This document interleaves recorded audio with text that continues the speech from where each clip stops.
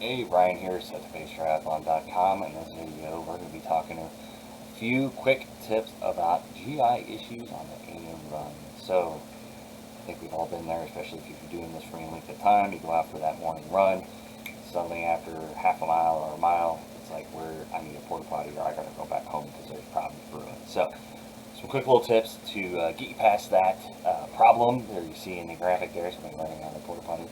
Start the race, and it happened the race day as well. So some few little tips, hopefully, to get you past that GI issue, so you can get out there on your run and have a good run or a good race or a good workout, whatever. Number one, avoid acidic foods and drinks the night before and morning of. So the night before, not your time to party it up.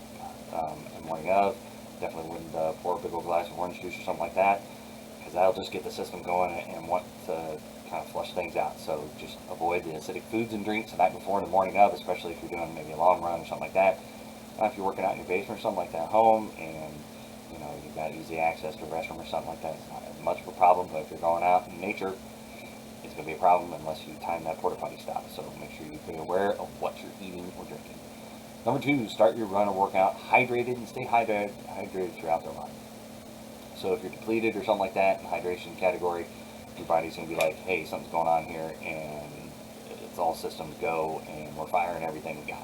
So make sure the night before you're staying hydrated, the morning of, you're staying hydrated. So if you're already thirsty before you start your run, you might be looking at problems later on. Number three, avoid concentrated sugars later in a long run or workout. So if you're going through and you're doing the run and you're like, I need something, that's not the time to be grabbing, a full-on Red Bull or something like that, and candy or anything like that. I know there's sports jelly beans and other stuff out there. So just keep that in mind. The concentrated sugars later in a long run or workout is going to cause you problems later in that long run or workout. So just be aware of that. Number four, take an over-the-counter antacid before you run. This is something I do, especially on race day. I do like a Pepto Tab or something like that, just to get the stomach settled, just to get past that morning problem, especially, trying to go to the restroom, porta potty before the run or the race or whatever. Just kind of settles the stomach, especially with all that anxiety and everything going on. Helps kind of calm everything down, and it's not as much of a problem to overcome. Just be careful with the antacids. You don't want to go overboard on those. Number five, monitor your overall diet. So overall, if you're eating things that aren't that great, or maybe like high fiber all the time or something like that, that could cause problems later on when you're trying to do your morning workouts or something like that. When you got first fire up the system and it's like, oh, you had a bunch of fiber last night, and we're going to take care of things. Make sure you're paying attention to your kind of overall diet and kind of get a broad picture of what's going on. Number six, don't eat a large or fiber-filled meal, spicy meals, and high acidic foods right before. So the morning or the night before, greasy hamburgers or big old tacos, or the morning of, you're doing eggs cooked in bacon grease. It tastes great or something like that, but you got greasy bacon or something like that, and you scarf that down, that could cause problems later on your run too. So just make sure it's kind of bland, maybe some toast and some jelly or something like that, nothing crazy. Personally, I do morning overnight oats that come out of the fridge. Really light on anything with fiber in it, but it's carbs, but it's not fast acting where it's going to cause my system problems. And I've done it over time, and I'm used to it. So that's another thing, is to make sure you get used to something over time. Number seven, if you've been prescribed antibiotics recently, consider adding probiotics.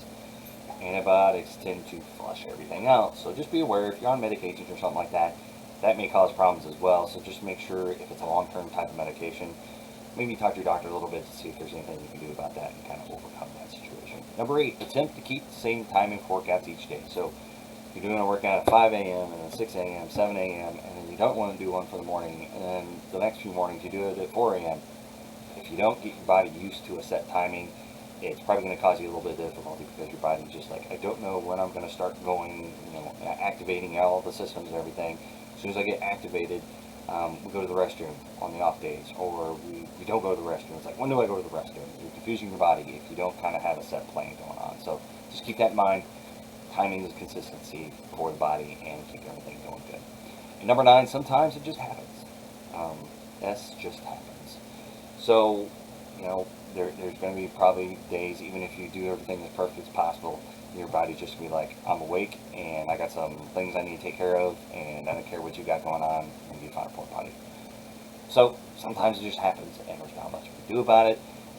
Like I said, for my morning, my long runs and stuff, usually I start off in the treadmill in the basement, and then finish it up taking my dogs out for a run. So by then, I kind of have an intermediate break, so if I need to, I take care of things. And afterwards, I'm coming home, so I'm only doing like an hour route or something like that. But there's construction going on all around me. They're building homes, so there's plenty of porta potties and stuff like that. So I make sure that I time my run that I have access to porta potties and stuff. And usually for my long bike rides, I have my different stops and parks and restrooms and stuff like that that I can use if I need it. So it isn't that big of a problem, but sometimes it just happens. So you just kind of got to make sure you plan ahead on that one. So I'm gonna wrap this video up talking about GI issues on the long run or workouts in the morning.